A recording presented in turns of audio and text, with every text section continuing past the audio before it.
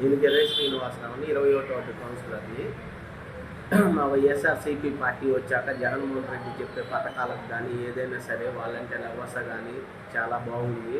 అమ్మఒడి పథకం కానీ ఆసరా కానీ ప్రతిదైనా సరే వాలంటీర్ వ్యవహారంతో ఎవరు ఏ ఇబ్బంది లేకుండా ముసట ఇబ్బంది ఏడపడకుండా పొద్దున్నే వచ్చేసి 6ంటికి తెల్లవారుజామున 6ంటికి వచ్చి పెన్షన్ ఇవ్వటం కానీ అన్ని పథకాలు చాలా అభివృద్ధిలో ఉన్నాయి. కాబట్టి మళ్ళా 2024 మాకు జగన్మోహన్ రెడ్డి గారు భారీ మెజార్టీతో వచ్చి మంచి ఎమ్మెల్యేలతోటి మళ్ళీ గెలుస్తాడని మాకు బాగా నమ్మకం ఉంది.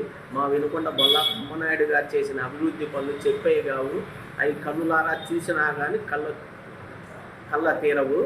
ఒకటని కాదు, రెండని కాదు, మంచినీటి పథకం అయినా సరే, సీసీ రోడ్లైనా సరే, డ్రైనేజీ సిస్టమ్ అయినా సరే, ఒకటి అనేది కాదు. కొండ ఘాట్ రోడ్డు కానీ కొండ మీద టెంపుల్ నిర్మాణం జరుగుతుంది, సీసీ రోడ్లు ఉన్నాయి, డ్రైనేజీ అండర్గ్రౌండ్ ప్రాసెస్ జరిగింది.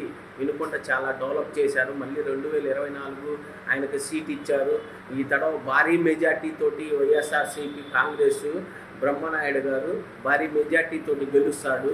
దాని ముడుకు తిరుగులేదని చెప్తున్నాం.